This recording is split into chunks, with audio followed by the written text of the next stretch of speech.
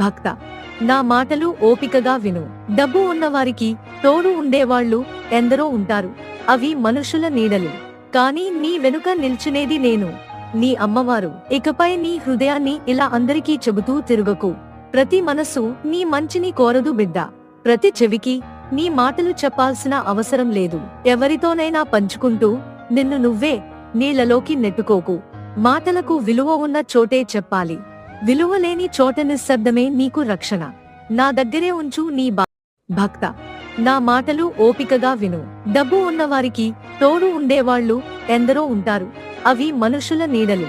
కానీ నీ వెనుక నిల్చునేది నేను, నీ అమ్మవారు. ఇకపై నీ హృదయాన్ని ఇలా అందరికీ చెబుతూ తిరుగకు.